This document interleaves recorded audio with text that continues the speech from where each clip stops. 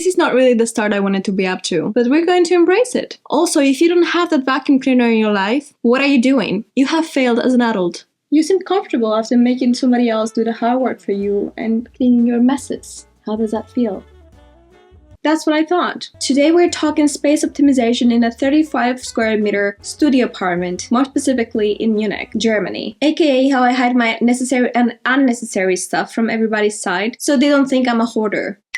Because I'm not. That remains up to debate. If you want to see how I made one room turn into 4 different spaces, a bedroom, a living room, a kitchen and dining area, and a desk/dressing room. Interested to see that? I say we take a look and uncover my dirty secrets. If that sounds good to you, then let's get into it.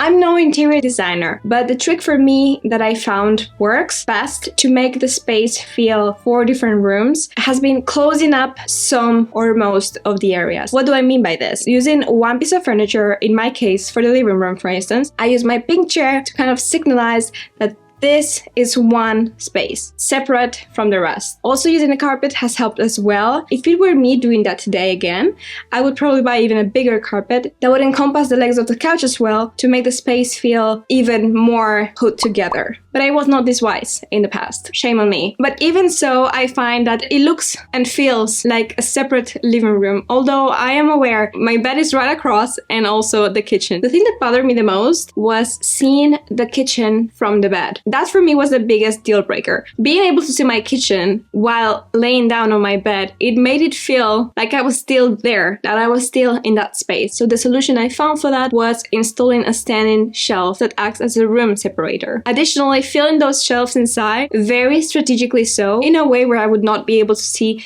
through the holes. And also the other way around, the bedroom from the kitchen.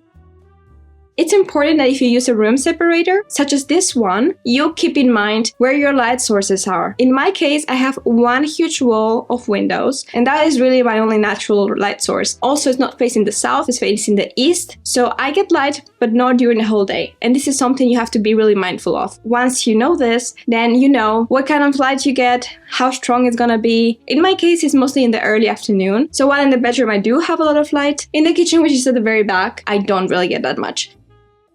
So this for me was a very important factor when installing my standing shelf, because although I was filling in that space enough not to have that visual connection bedroom kitchen wise, the top 2 rows I left as empty as I could, making sure light still passes by. Where I chose to put every single area was also determined on this, plus what real living space I was going to be left with, and I found this separation and location to be the best. But again, I'm no expert here. I'm just a girl with opinions. So having said this, that is also the reason why I left the desk and dressing area open as I did. I also have my entrance to the balcony there, so all of that I had to consider when building my space.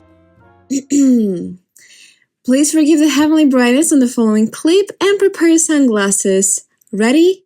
Okay, let's go. I can't believe I just did that on the internet. This is not secondhand, this is fourth hand, and I'm not changing it yet. I would like to, but it's just more effort that I'm ready to put in. This door hides behind all of the stuff that probably belong in a trash can, but they're here. There's trust between us, but not that much. I'm not gonna show you yet. The bedroom is pretty much the first place where I hide all of my dirty laundry. Not quite literally though. Under this inconspicuous veil of sheets, hide pretty much all of the useless things, plus a couple exceptions. And when I say useless, I mean things that I don't use on a daily basis. As I was saying, my bedroom contains most of my storage space, and that is right here under the bed. Under here, I'm storing most of the things that I don't use on a daily basis. I do keep some things right here close to the edge. That's it. This is my shame. I do not show this to just anybody, just so you know that. So right under here, I keep most of my things, like this huge bag of clothes that I do take out every so often. But here I have mostly things that I don't use during the season. So in this case, it's a summer, and I clearly don't need my winter clothes, so I just keep them here. They're useless to me elsewhere right now. But sometimes, just in case, because I live in Germany.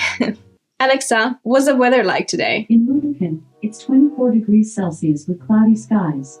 Today, you can look for lots of clouds and thunderstorms, with a high of 24 degrees and a low of 14 degrees. Really? Really. Wow. I guess Alexa was not wrong. Also close to the edge, I keep my mixer.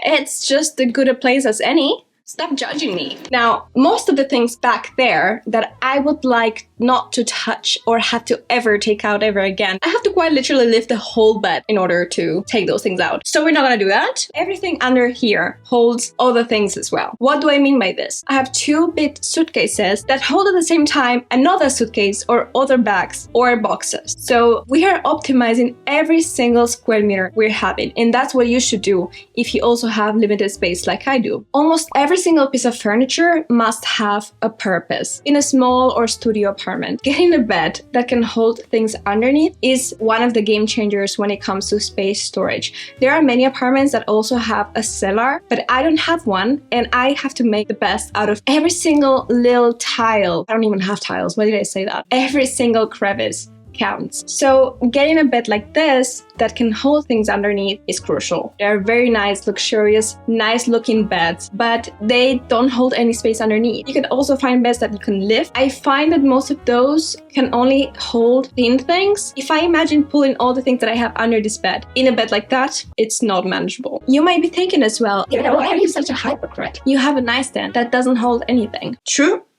that. And I like that you're observant.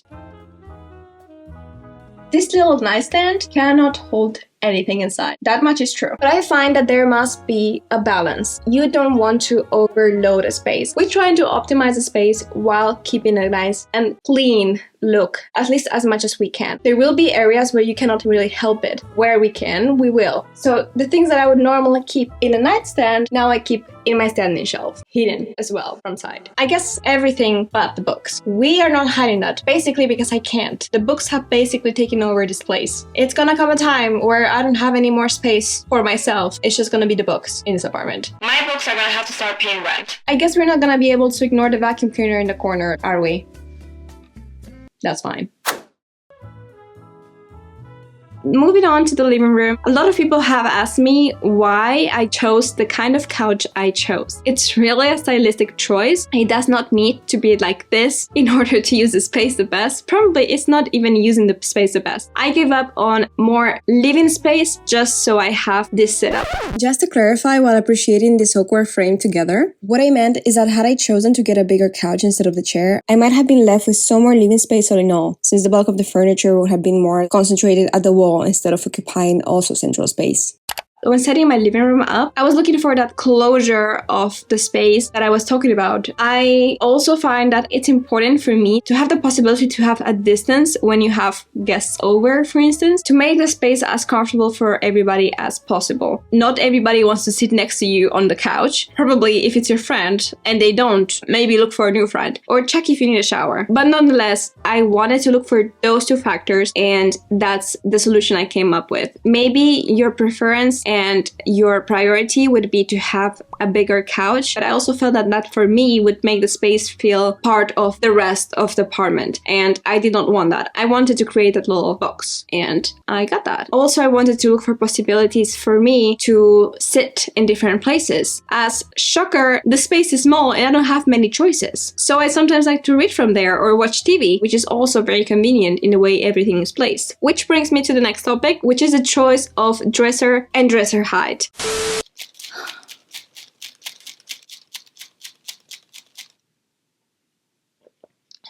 A little sippy of hydration. This is your daily reminder to stay hydrated. You're welcome. The dresser has been one of the main parts for me as well. It's space-wise very convenient. Even so, I'm having issues finding a space for all of my clothes at the moment. Stay tuned for a clothes decluttering session with me. It's upcoming soon. Yeah, boy. You might call me crazy, but every single centimeter in this apartment has been measured by me because I had to fit in the exact sizes of everything to use the most space as possible while still having a pleasant environment to be in that doesn't feel overcrowded. This was the case with the dresser as well. I wanted to have enough space between the dresser, and also in that corner we have one of my cat's potty spots that we all love. It's a closed one, so it's just perfectly fitting in there. It's pretty hidden. Nobody suspects what's going on in there. Nobody. And also very strategically so, the lamp has 3 legs that go triangularly so, and because of that, I could fit the litter box in there. I'm telling you, to the millimeter, or inches, whatever that means. I don't even know what inches are. What is 1 inch? What is 1 inch? How big is 1 inch? That is something that will escape my comprehension for the rest of my life. The little side tables I chose are also following this little guideline of having more space, occupying less space. Having the possibility to extend and use a bigger surface while being able to make it look compact once you're done with it is also a very good trick to maximize your space while keeping it classy. If you think you see 2 holes in my kitchen wall, no you don't. No you don't. I'll fight you. This might be the most genius thing I've ever purchased. This might be the stupidest thing I've ever done. Who told me to wear white? How amazing is this cat fountain? It has a sensor and it activates whenever you pass close to it. Wow. I wish I was this smart, but I'm not. I was only smart enough to buy it. I guess that's something. Perhaps my kitchen was the most challenging one because I started out with this. Just this. Now, storage I did have at first, a little bit. Was it enough? Not even close. So I thought, because sometimes I do that, I could make the most out of whatever I buy for a dining area. And that's what I did. I purchased this bar table, which might very well be on second place after the cat fountain with the sensor. With a sensor. How smart is that? The best things I've ever purchased. And I chose it on purpose because it has a lot of storage room. In here I'm storing all of my glasses, mugs, cups, and other things that I just don't know where to put. This is one of the best things you can go for when you don't have a lot of space and you need to create more. And like this, we can store everything here, and also it is very useful. We just enjoy every meal here while it has a second functionality.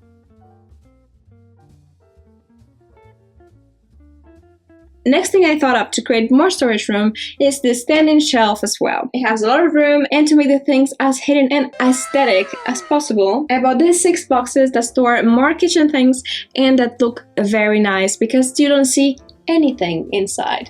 And that is the whole purpose. This spice rack was the next great idea I had, which saves me a lot of space, organizes nicely everything, and it's very easy for me to see and find all of my spices, which, by the way, I wrote all of the spice names both in German and English, so I guess I was trying to filter out our bilinguals here. You may not use my spices if you cannot speak 2 languages. Again, it's something I think is nice to look at, and also it's very easy for me to reach everything. Unfortunately, the one thing I have not really found a solution for are all the pans and pots that I still have to hide from sight. I want to avoid putting more weight on this cupboard with potential things that I could use to organize it, and also I want to preserve functionality and so that it is easy for me to grab something whenever I need it. Clearly, we're still figuring things out. Look, investing in your space is crucial, in my opinion. Especially me, I spend a lot of time at home in my apartment. Most days I work from here. I also am somebody who loves to spend time by myself at home, doing introverted stuff. And I need to have that place that made me feel comfortable, that made me feel at home. So investing in good furniture, also thinking ahead in the future, as many of these pieces of furniture I will be able to take with me whenever I move out, which, by the way, might never happen. Have you tried looking for apartments in Munich? Don't. I'm a very lucky girl. I'm not gonna complain. So for me, that was the first thing I was looking to do to feel comfortable. Of course, when you're starting out, the most important thing is to get yourself up and running. You need the basics first. That's why I went for secondhand things first, which I recommend you do as well. If you just moved in and you don't have a lot of resources, doesn't matter, you don't have to invest a lot of money. Secondhand is always good. And then you move on to upgrading. When I first moved into this apartment, I didn't even have a spoon to my name. I had 3 or 4 bags of clothes that I had brought with me from Spain, and that was about it. I first slept for 2 months on an inflatable mattress. That is exactly how many resources I had. When I tell you, I was buying food that didn't require utensils to eat it because I didn't have any for around 2 weeks. Yeah, I think it's safe to say I have come a long way now. Side note, moving into this apartment by myself for the first time away from home has turned me into Bob the Builder. When I tell you, I built everything that's in this apartment by myself. There will never be a day where I'm not proud of that. Listen, I could not build one single shelf. The easiest thing you can think of, I could not do that before. Now here we are, surrounded by my creations. This might be one of my favorite spots. You have no idea how many unnecessary holes are hiding beneath these pictures. I said I'm Bob the Builder, but I never said I'm good at it. Many things have changed over time, and I'm extremely proud of how far I've come. And I would be lying if I said I'm not excited to see how far I will go. Starting from a place where I couldn't afford a fork, is that a tongue twister? Has made me grateful for looking around and seeing all the things I've built, literally and figuratively. All the effort and love I've put into building my home. And I'm still not done. There is still a lot to do here. I haven't forgotten how I longed for a place of my own where I could set my own rules and decorate at my liking. And so I'm grateful. I'm grateful for the 35 square meters I get to experience as my own. As long as I keep paying, I guess.